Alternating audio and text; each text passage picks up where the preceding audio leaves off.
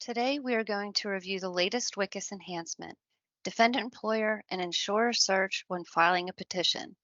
We made this enhancement to help both attorneys and their staff, as well as judges and their staff, to ensure the correct parties are associated to the claim when filing a petition on a claim not found.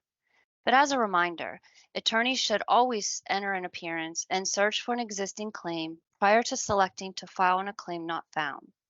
Associating an existing claim is paramount so that the correct parties are associated and notified of the filing in a timely manner, and to not stall litigation.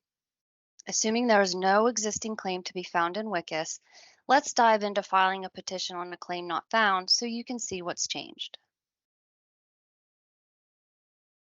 When an attorney or law firm user working on behalf of an attorney files a petition which is not associated to a claim, the filer will be required to search for an existing defendant employer. This screenshot is of the existing screen, consisting of blank fields, causing the filer to manually enter all data. This enhancement will only change the screens for 3 petition types: claim petition, expert interview of employee petition, and petition 2.4. So if any petition other than those 3 types are filed, there will be no difference from how those petition types are filed today. So the first step should always be to look for an existing claim to associate. But if it's the first filing or there's not yet been EDI submitted, then you'll have to file on a claim not found. So let's talk about the changes that have been made in the filing process. The first change is that the filer will be required to conduct a search by using either the employer's name or FEIN or both. After entering the employer name and or FEIN, click the search button to look for the appropriate profile. Be cautious when entering data in the search fields, as WCIS will not recognize typos. Once results are populated, associate the appropriate profile by using the Associate Action icon.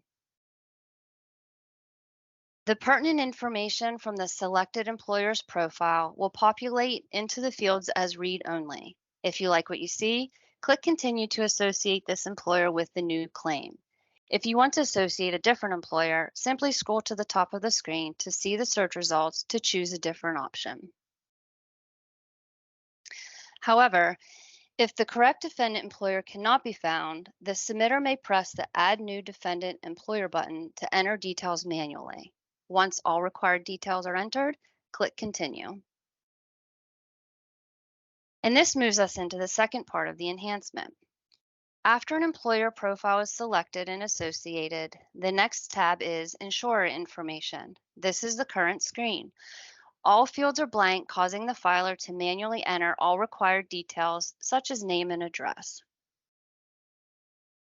Now, as long as an employer profile was selected and associated from the previous tab, WCIS will suggest an insurer using proof of coverage details to indicate whether or not there was an insurer covering the date of injury. WCIS will also look to see if the employer was self-insured or part of a group fund. If self-insured, WCIS will prompt the user to continue to the next screen without having to associate an insurer. But if WCIS does find an insurer during the date of injury, the profile will display for the user to associate and continue. Once an insurer profile is associated, its details are populated into the fields using data from its profile, and the filer simply clicks to continue to the next tab. If the filer doesn't see the insurer they want to associate from within the provided search results, click to Add New Insurer to manually enter the required data. If WCIS finds no results, because maybe either the employer had no insurance at the time of injury, or if employer was manually entered on the previous screen, then the insurer fields will display as you see here, requiring manual entry. Once the data is entered, click Continue. So this enhancement will be beneficial to everyone. Not only is it helpful to the filer with auto-populating fields and searching for insurer, but it's helping to ensure the correct employer and insurer are added so that they can be properly served in a timely manner. When you can't find and associate an existing claim number, the next best step is to file on a claim not found while ensuring the correct parties are named so that the litigation is not delayed. Let's review next steps. This enhancement went live Friday, July 7, 2023.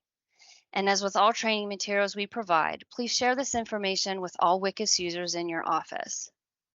And as always, if you have any questions with filing a petition or any matter concerning litigation, reach out to the WCOA Resource Center at the contact information you see here.